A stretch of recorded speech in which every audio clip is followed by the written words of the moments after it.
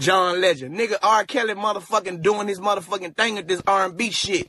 You're a good singer too, John Legend, but you can't fuck with R. Kelly, nigga. So yeah, you gonna speak about R. Kelly too. With your faggot looking ass. Yeah, I say the nigga, I don't take it back. Fuck you talk. Nigga, I don't take it. Happy Sunday, all the dreamers out there, co-stars, followers. I just want to speak on this R. Kelly thing. I'm going to keep it real brief and real sweet because it's got to stop.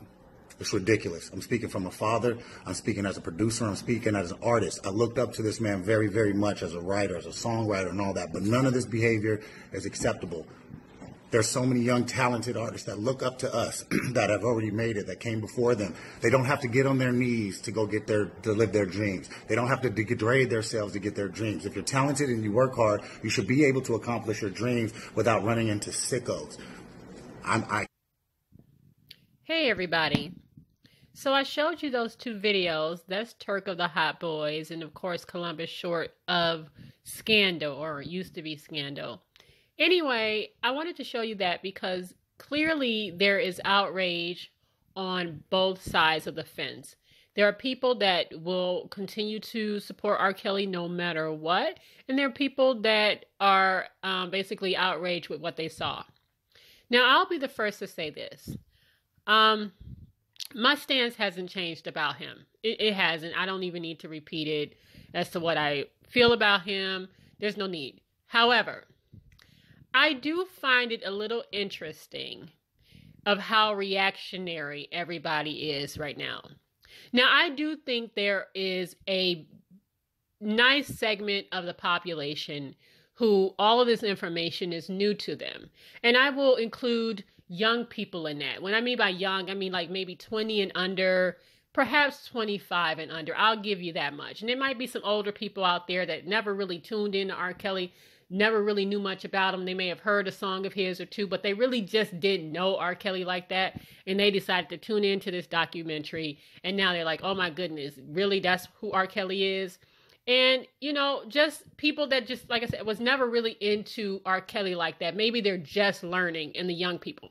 But for those that are like my age, in the 40s and stuff like that, or even like late 30s, surely I'm of the belief that you had to know a bit of this. Like, you were present, you were around, you probably knew, you know, what was happening when he was on trial and when the sex tape came out. Okay. So I am having a little difficulty with all the reactionaries out here. And that's the people like a Columbus Short and like everybody else who's coming out now wanting to give their 2 cents on it. And what I mean by them, I'm not talking about the general public. I'm talking about celebrities. Now a lot of celebrities want to jump out there and say, oh my goodness, we need to cancel R. Kelly, mute R. Kelly. You know, when just a few years ago, it was all good in the hood. And all was well, all had been forgotten. We can't sit here and deny that a lot of people eat off of this man. It's true. A lot of people are feeding their families off of the songs of R. Kelly. I'll get into that in a minute.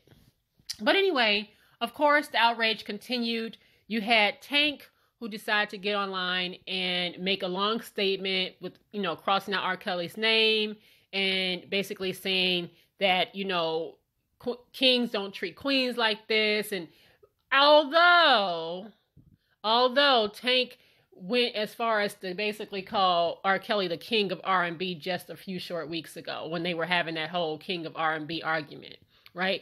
R. Kelly's name did come out. It did come up. Tank went all the way almost to the cliff and fell over and named R. Kelly as the king R&B. Now you have Neo, of course, saying mute R. Kelly. He wants to put his hashtag mute R. Kelly and put his name into the mix.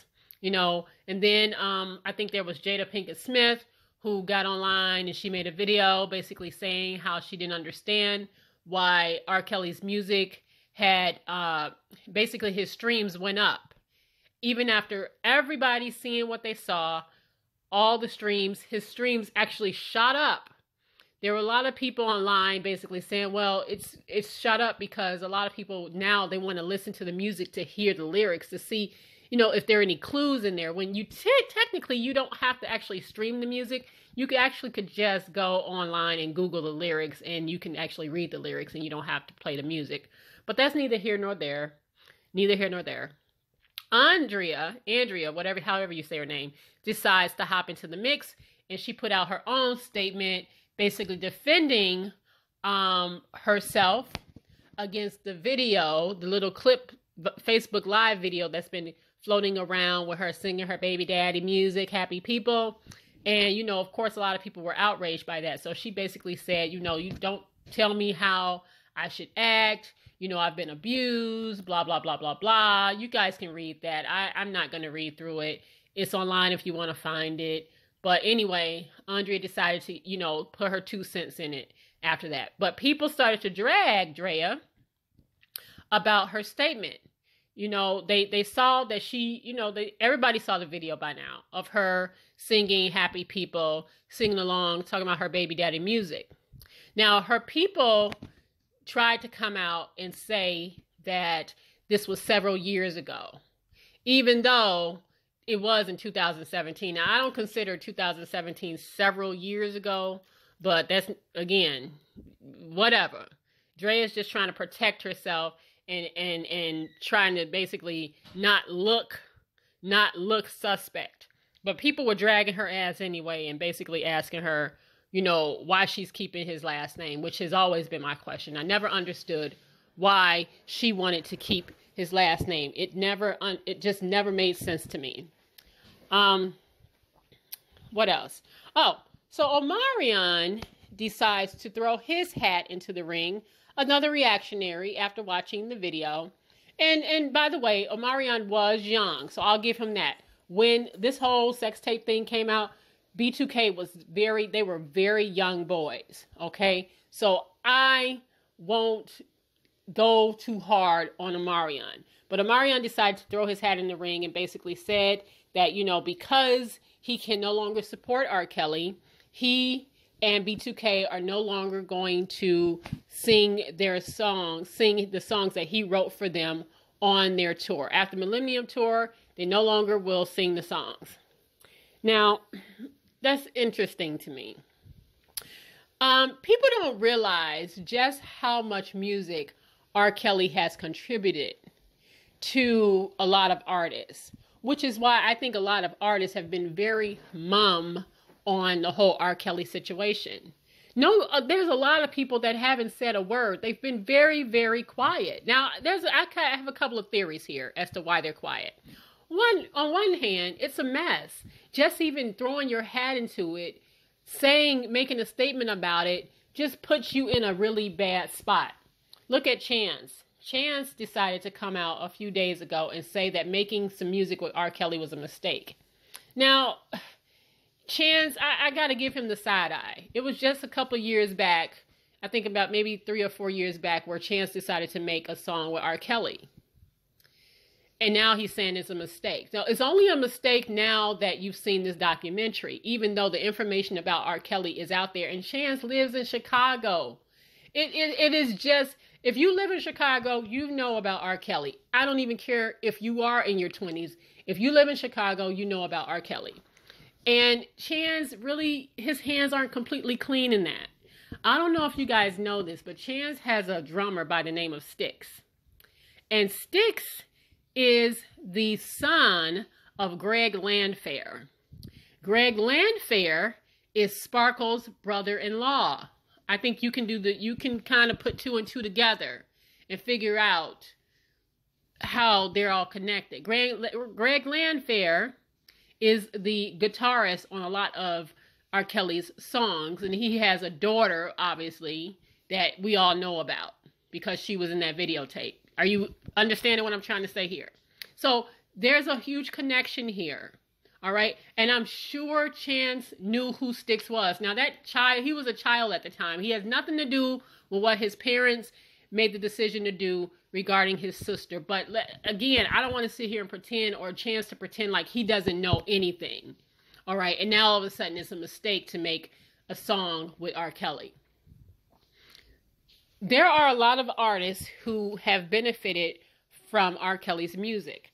So I did a little research, and I just wanted to give you guys a rundown of how many artists had songs from R. Kelly. Of course, we know Michael Jackson, Celine Dion, they had songs with him, but I also mentioned Omarion and B2K. Bump, Bump, Bump was written by R. Kelly. One of B2K's biggest hits was written by R. Kelly, and now Omarion is saying that they're not going to perform it anymore. Are you crazy? Do you know that that's one of the most popular songs of B2K and how much money they will lose if they don't perform that? I mean, that's a huge song for them, written by R. Kelly. He also wrote Girlfriend and What a Girl Wants. R. Kelly wrote Fortunate with Maxwell. Remember Maxwell? The sultry singer Maxwell? He wrote Fortunate for Maxwell. He wrote Gigolo for Nick Cannon.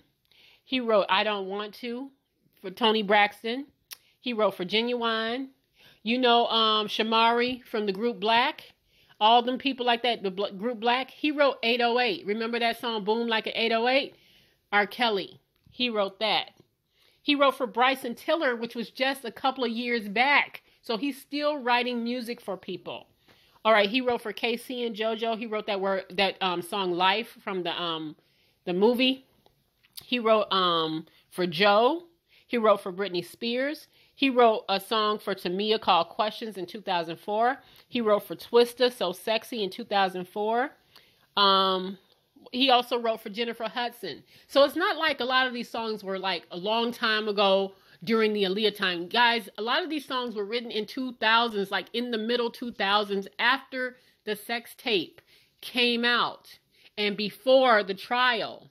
So I guess what I'm trying to say is, I don't know if a lot of this outrage is genuine or is it just bandwagon outrage. Because a lot of these people definitely knew what R. Kelly was about. Okay, Jennifer Hudson, for example, she's from Chicago. Her family's from Chicago. Surely Jennifer Hudson knew about R. Kelly and how he get down. She may have not have known all the details, the sultry details like we know now, the sordid details, but she definitely knew. And a lot of these people knew, which makes me feel like some of this outrage is just being reactionary. It's like, oh, I gotta react. I gotta act mad now because people expect me to be mad at R. Kelly because that's what everybody's doing. When I don't know if the outrage is necessarily genuine. Simply because, you know, a lot of these people just sat silently and were complicit in it. I'm not blaming everybody or necessarily around him like the singers, but people have been eating off R. Kelly for a long time. And we just have to admit that a lot of people fed their families off of R. Kelly. They just did. Now, I heard today that R. Kelly has decided to fight back against some of the accusers, and he is putting together a website with his team called survivinglies.com. In the meantime, he had put a Facebook site together, a Facebook group together called Surviving Lies. I went on it. Facebook actually shut it down about 4 hours ago, so it's no longer up and running, but there are some other little groups that are still running.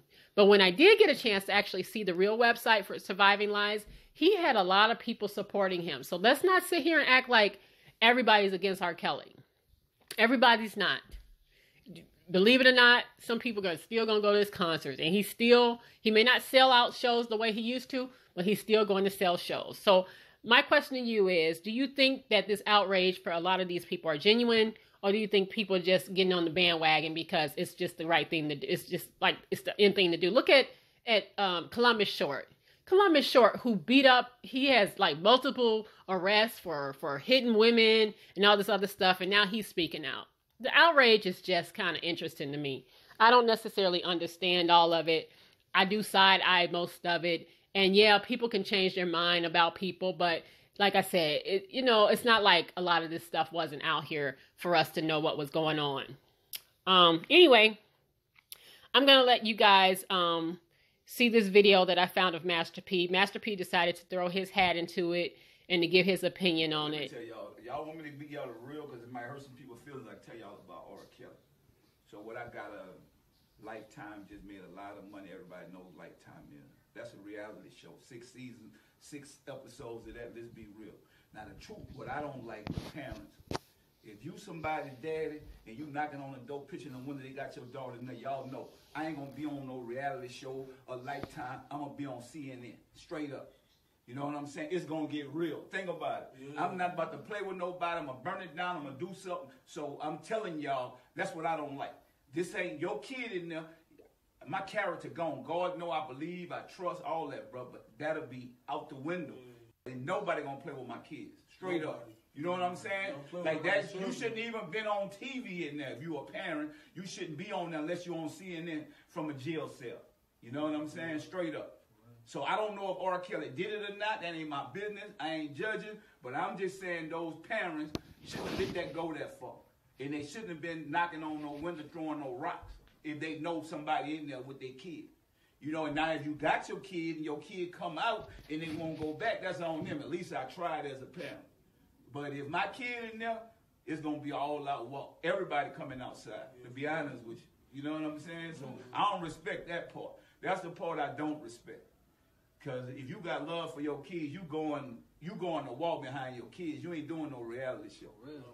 You know, so that's straight up. I don't get that. I don't know if the man did it or not. They already know if somebody been saying all them allegations about him, for one, my kid not even going up in there.